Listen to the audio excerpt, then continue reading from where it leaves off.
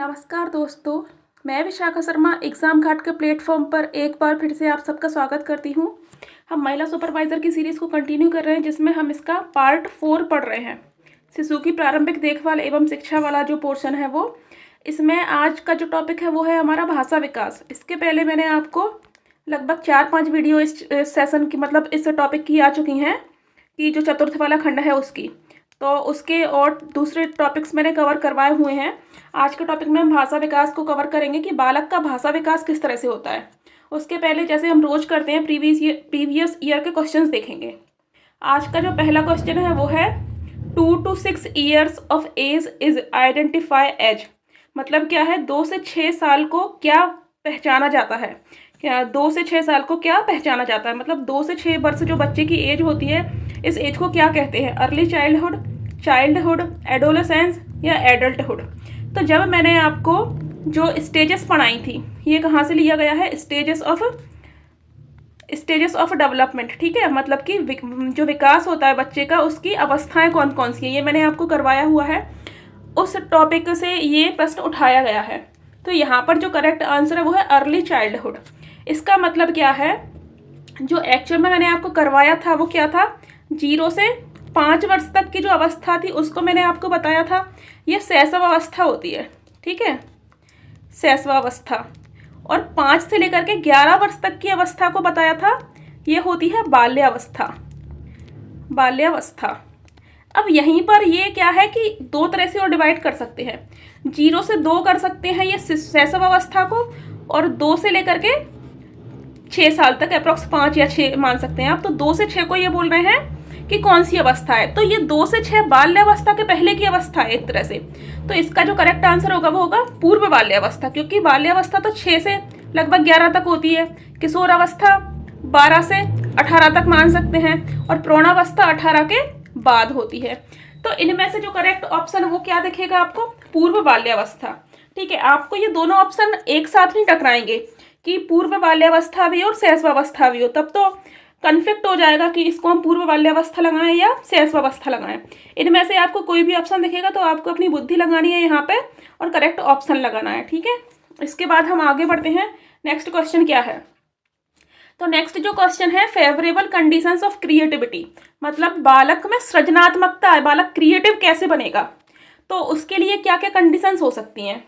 Positive social attitude, मतलब धनात्मक सामाजिक अभिवृत्तियाँ, मतलब उसके आसपास का समाज अच्छा है, उसको मोटिवेट करता है। ऐसा नहीं है कि अगर बच्चा फुटबॉल अच्छा खेलता है तो आसपास के लोग बोले कि क्या रखा है फुटबॉल में, क्या ही कर लोगे, तो ऐसी बातें नहीं हो, उसको प्रमोट करें, ठीक है।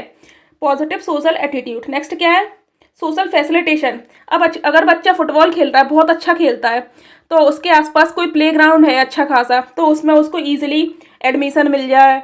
अगर आसपास कोई गाइड करने वाला है तो वो वहाँ पे अच्छे से उसको सिखा दे, तो ये क्या फैसिलिटेशन हो रहा है बच्चे का, है ना। सोशल फैसिलिटेशन मतलब सामाजिक सुगमता, उसकी जो सोसाइटी है उसको और अच्छे तरीके से आगे बढ़ा रही है। नॉलेज मतलब ज्ञान हो उसके पास, और उपरोक्त सभी। तो इसका जो सही ऑप्शन है वो ऑल ऑफ द अबव ज़्यादा अच्छा लग रहा है, मतलब उपरोक्त सभी। तो कुछ प्रश्न ऐसे भी होंगे जो किसी पर्टिकुलर टॉपिक से नहीं है, अपनी सामान्य समझ के हिसाब से भी अपन उन्हें लगा सकती हैं, ठीक है। अब सिंपल प्रश्न है, सृजनात्मकता के सहायक कारक क्या हो सकते हैं, मतलब बच्चा क्रिएटिव कब होगा, जब पॉजिटिव सोशल एटीट्यूड होगा, सोशल फैसिलिटेशन उसको मिलेगा, उसके पास नॉलेज भी होगा, मतलब तीनों ही चीज़ें। तो इसका जो करेक्ट आंसर होगा वो क्या है, ऑल ऑफ द अबव। इसके बाद हम नेक्स्ट क्वेश्चन देखते हैं, अनफेवरेबल कंडीशंस ऑफ क्रिएटिविटी, मतलब सृजनात्मकता के विरोधी कारण क्या है यहाँ पर। अब बच्चे को क्रिएटिव बनने से कौन सी चीज़ें रोकेंगे, कल्पना शक्ति को निरुत्साहित करना, अगर वो कुछ क्रिएटिव सोच रहा है तो उसको चिल्ला देना, हड़का देना, अरे ऐसा नहीं, शांत रहो। तो सप्रेशन ऑफ इमेजिनेशन पावर, एक ऑप्शन ये है। नेक्स्ट है ओवर प्रोटेक्शन, बच्चे को बिल्कुल बहुत ज़्यादा प्रोटेक्ट करके रखना, अगर वो कुछ खेलना चाहता है, वो बाहर निकलना चाहता है, नहीं नहीं ऐसा हो जाएगा, नहीं बीमार पड़ जाओगे, नहीं एक्सीडेंट हो जाएगा, तो ओवर प्रोटेक्शन ये भी खराब बात है। लैक ऑफ इंटरेस्ट, अब जब बच्चे में इंटरेस्ट ही नहीं होगा तो कहाँ से क्रिएटिव होगा, ये तो है ही। और उपरोक्त सभी, तो इसके भी जो तीनों हैं ऊपर के वो सभी आंसर सही हैं, ठीक है। तो इसका जो करेक्ट आंसर है वो है उपरोक्त सभी। अब हम आगे आज के जो मुख्य जो टॉपिक है उसकी तरफ बढ़ते हैं। आज का टॉपिक क्या है, बालक का भाषा विकास, लैंग्वेज डेवलपमेंट ऑफ चाइल्ड। आपके लिए थोड़ा क्रिएटिविटी लाई गई है पीपीटी में, ठीक है। तो अब क्या है, लैंग्वेज डेवलपमेंट ऑफ चाइल्ड, मतलब बालक का जो भाषा विकास है वो किस तरह से होता है उसको अपने को पढ़ना है। तो सबसे पहले तो हम देखते हैं भाषा। भाषा क्या होता है? भाषा एक तरह से खुद को एक्सप्रेस करने का एक सोर्स है ना, एक्सप्रेस करने का मीडियम है, एक्सप्रेस करने का मीडियम है, माध्यम है, ठीक है। तो भाषा भावों को अभिव्यक्त करने का माध्यम है, मतलब अपन इससे अपने इमोशंस जो अपन सोच रहे हैं, कुछ अच्छा कुछ बुरा, कुछ किसी के बारे में कुछ कंसेप्ट बना लिया है, वो सारी चीज़ों को शेयर कर सकते हैं, एक्सप्रेस कर सकते हैं। उसके बाद क्या है, बालक की पहली भाषा उसका क्रंदन या रोना होता है। जब बालक रोता है बर्थ के बाद में, तो वही उसकी पहली भाषा है, ठीक है। 10 माह का बालक पहला शब्द बोलता है, ठीक है। कोई थोड़ा बहुत जल्दी भी बोल सकता है, लेकिन ये ऑन एंड एवरेज 10 माह का बालक पहला शब्द बोलता है। अब लड़कियां लड़कों की अपेक्षा अधिक क्रिएटिव होती हैं लैंग्वेज में, ठीक है। तो इसी में यही लिखा है कि शैशवावस्था में लड़कों की अपेक्षा लड़कियों का भाषा विकास अधिक होता है। बाल्यावस्था में भी और किशोरावस्था में भी लड़कियों का भाषा विकास लड़कों की अपेक्षा अधिक होता है। और लड़कियों का जो शब्द भंडार होता है, शब्द भंडार, वो भी लड़कों की अपेक्षा अधिक होता है, मतलब उनके पास अच्छे अच्छे शब्द होते हैं, ठीक है। तो वो अपने खुद को बेहतर ढंग से एक्सप्रेस कर पाती हैं। इसके बाद हम आगे देखते हैं, ये देखो यहाँ लिखा भी है कि बालकों की तुलना में बालिकाओं का शब्द भंडार अधिक होता है। उसके बाद अब हमको नेक्स्ट टॉपिक पढ़ना है भाषा के भाग, ठीक है। तो भाषा के भाग कौन कौन से होते हैं? भाषा के 4 भाग होते हैं। सबसे पहले है फोनिम, मतलब ध्वनिम। नेक्स्ट है मॉर्फिम, आप इनको इंग्लिश टर्म में ही याद रखना, वो ज़्यादा बेटर है। फोनिम, मॉर्फिम, 2 और हैं। कौन कौन से 2 और हैं यही देख लेते हैं, सिंटैक्स और सेमेंटिक, ठीक है। तो कौन कौन से हो गए 4 भाग? फोनिम, मॉर्फिम, सिंटैक्स और सेमेंटिक। तो यहाँ पे देखते हैं फोनिम मतलब क्या। जैसे हम बोलते हैं ना कि फोनिक्स साउंड पढ़ाते हैं। क्या पढ़ाते हैं अपन? फोनिक्स साउंड पढ़ाते हैं। जब बच्चा छोटा होता है, अगर वो स्पेलिंग्स में एरर करता है, तो स्पेलिंग्स को क्लियर करने के लिए हम उसे फोनिक्स साउंड पढ़ाते हैं, उसको रीडिंग करवाने के लिए। तो फोनिक्स साउंड में क्या होता है, अगर वो क पढ़ने वाला है तो अपन बताते हैं कि सी भी हो सकता है, के भी हो सकता है, ठीक है। तो यही होते हैं फोनिक्स साउंड। ये भाषा की सबसे छोटी इकाई होती है, मतलब च प जो भी एक एक शब्द है उन्हें हम बोलते हैं फोनीम। नेक्स्ट है मॉर्फीम। मॉर्फीम मतलब कि अब यहाँ पे क्या होता है, वर्ण होता है, एक एक वर्ण। ये क्या है? वर्ण है। अब जब शब्द की बात आ जाए तो उसे बोलते हैं हम मॉर्फीम। जब कुछ वर्ण मिलकर के शब्द बनाते हैं, यह सबसे छोटी अर्थपूर्ण इकाई होती है, मतलब शब्द का कुछ सेंस होगा। 2 फोनेम मिल रहे हैं, मतलब 2 वर्ण मिल रहे हैं, तो एक कुछ शब्द बना रहे हैं, तो उसे हम बोलते हैं मॉर्फीम, ठीक है। इसमें छोटे छोटे वर्णों से मिलकर शब्द बनते हैं, ठीक है। वर्णों से मिलकर शब्द बनते हैं जिन्हें बालक आसानी से पढ़ लेता है, इसे हम बोलते हैं मॉर्फीम।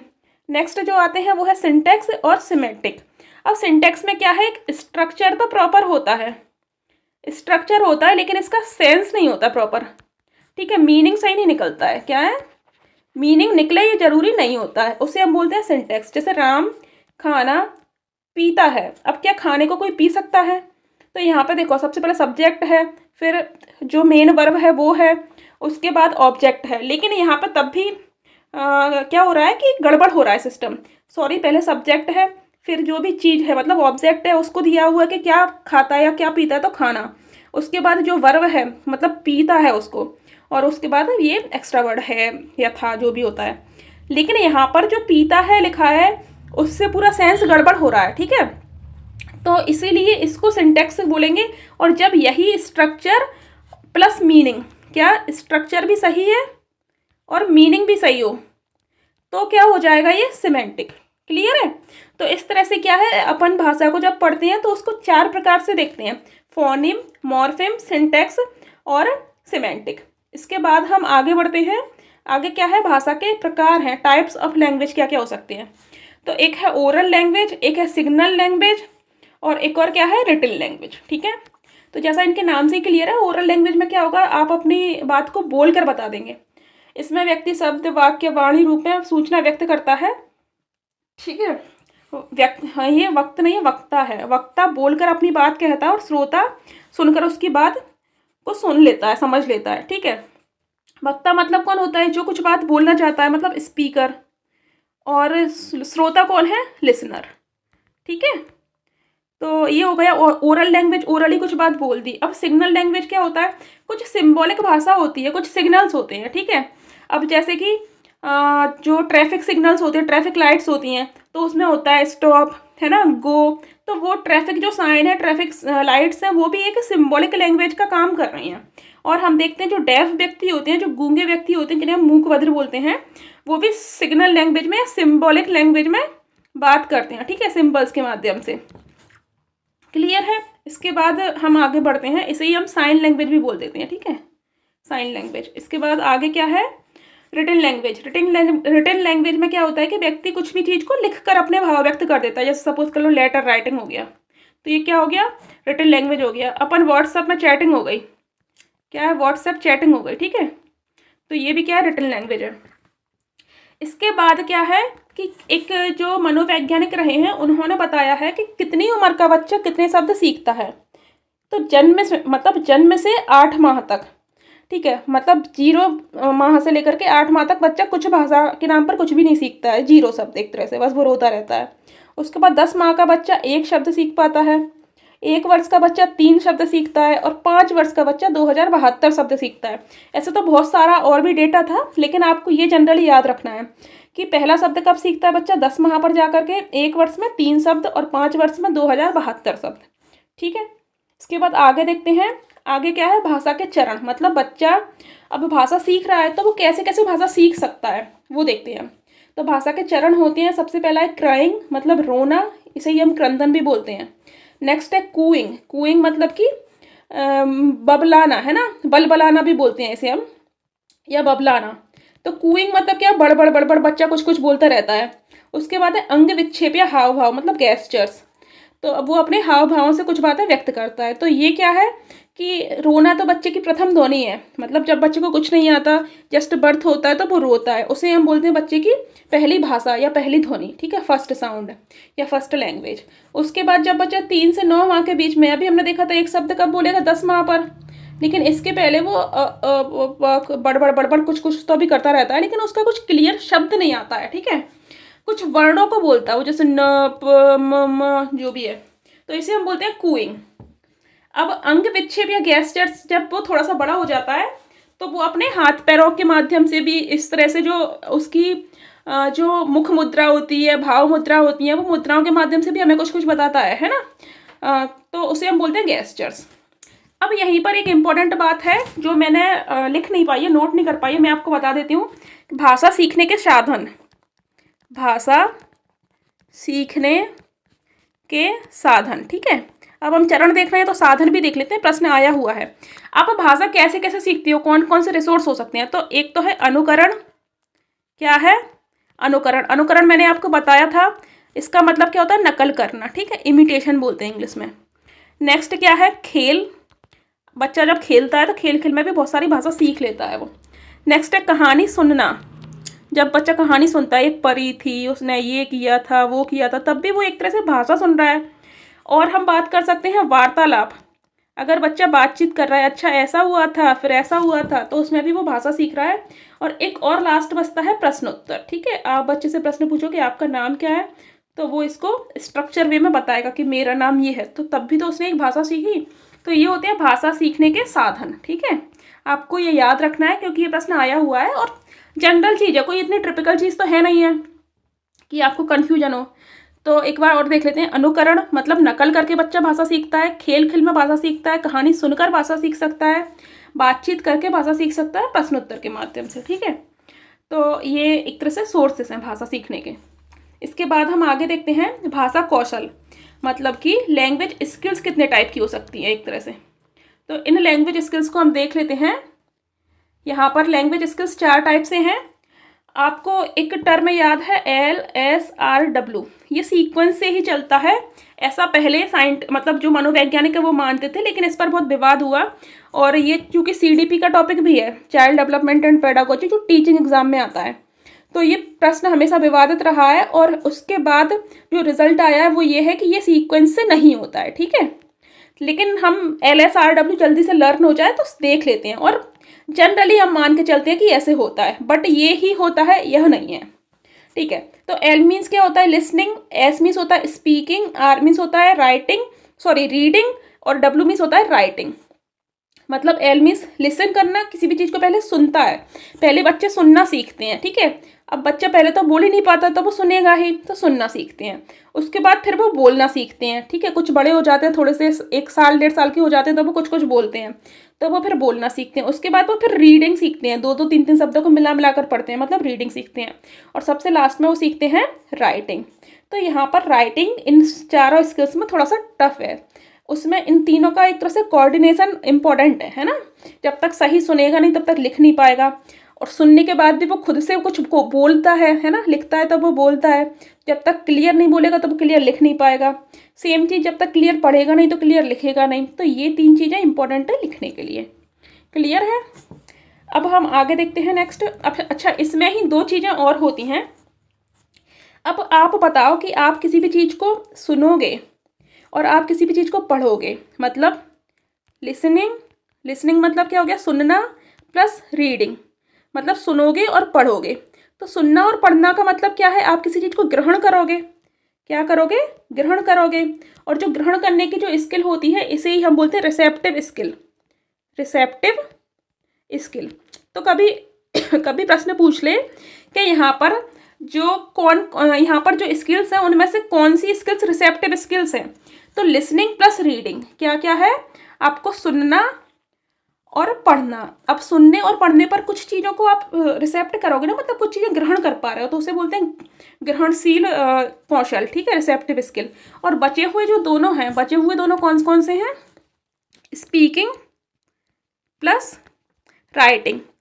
तो जो स्पीकिंग और राइटिंग है उनको हम बोलते हैं प्रोडक्टिव स्किल। क्या बोलते हैं, प्रोडक्टिव स्किल, मतलब कि उत्पादक कौशल, ठीक है। आप ना सुनने पर ज़्यादा ध्यान देना, तो मैं जो भी बात बोलूँ उसको ध्यान से सुनना है। स्पीकिंग और राइटिंग को हम बोलते हैं प्रोडक्टिव स्किल, ठीक है। तो इस तरह से ये चीज़ क्लियर हुई आपकी। अब हम आगे देखते हैं। इसमें क्या है, नोम चॉम्स्की का भाषा विकास का सिद्धांत। अब एक जो मनोवैज्ञानिक हुए नोम चॉम्स्की नाम के, उन्होंने भाषा के क्षेत्र में काफ़ी काम किया है और उनका नाम इम्पोर्टेंट हो जाता है जब हम भाषा विकास पढ़ते हैं। तो भाषा विकास का सिद्धांत नोम चॉम्स्की ने दिया था। इसके अनुसार भाषा विकास जन्मजात योग्यता होती है। मतलब क्या है कि भाषा को बहुत अधिक बिल्कुल सिखाया ही जाएगा ये जरूरी नहीं है। इनने बोला है कि बाय बर्थ एक ऐसी एबिलिटी होती है कि बच्चा अपने वातावरण से भाषा को जनरली सीख ही जाता है। इनके अनुसार भाषा विकास शारीरिक परिपक्वता के समान होता है। उपयुक्त देखभाल करने पर बच्चों में स्वतः आ जाता है। जैसे जैसे बच्चा बड़ा होता जाता है वो भाषा सीखता जाता है। इनके अनुसार भाषा सीखने के 2 नियम हैं, सतही संरचना का नियम, गहरी संरचना का नियम। सतही संरचना मतलब कि सामान्य लिखना पढ़ना बच्चा सीख गया भाषा को, ठीक है। और गहरी संरचना मतलब क्या है, एक तरह से उसका विशेष चीज़ है, मतलब उसकी एक तरह से ग्रामर, जो उसका व्याकरण होता है विशिष्ट, वो उसका साहित्य, तो उसे बोलते हैं अपन गहरी संरचना का नियम। तो हमने नोम चॉम्स्की का जो भाषा विकास का सिद्धांत है उसको क्लियर किया। भाषा सीखने के 2 नियम हो सकते हैं इनके अनुसार, सतही संरचना का नियम और गहरी संरचना का नियम। इसके बाद हम आगे देखते हैं।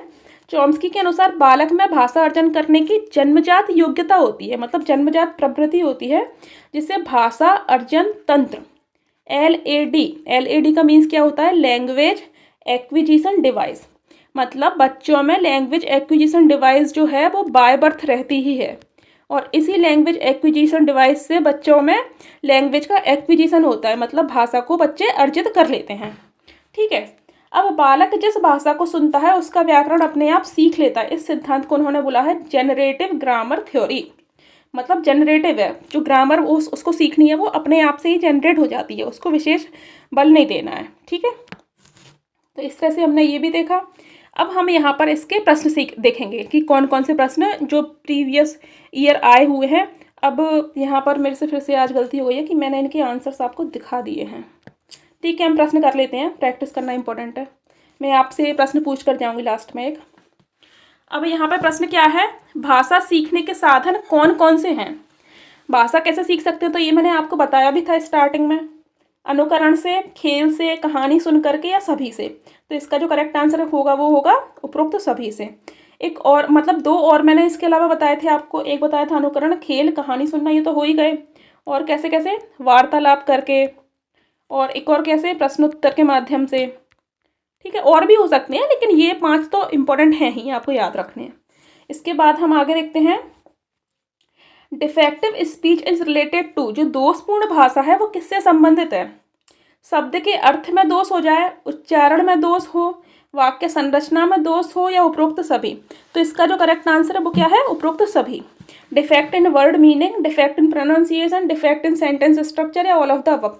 मतलब इनमें से कोई एक भी चीज खराब हो जाए तो उसका मतलब है भाषा दोषपूर्ण है। ठीक है, नेक्स्ट क्वेश्चन क्या है?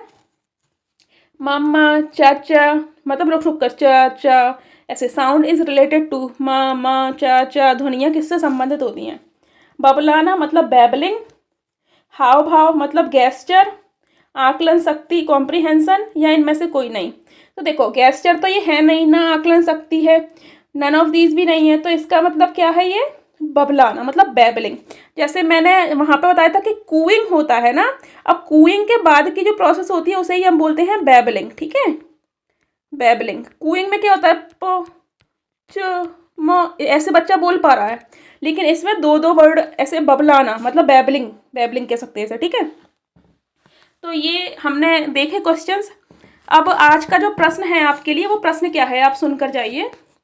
यहाँ पर L, S, R और W, ये आपको पता है, ये इसका मतलब क्या है? लिसनिंग, इसका मतलब है स्पीकिंग, इसका मतलब है रीडिंग, और ये है राइटिंग। तो इनमें से कौन सी उत्पादक कौशल है? उत्पादक कौशल कौन से हैं? और कौन से जो हैं वो हैं ग्रहणशील कौशल।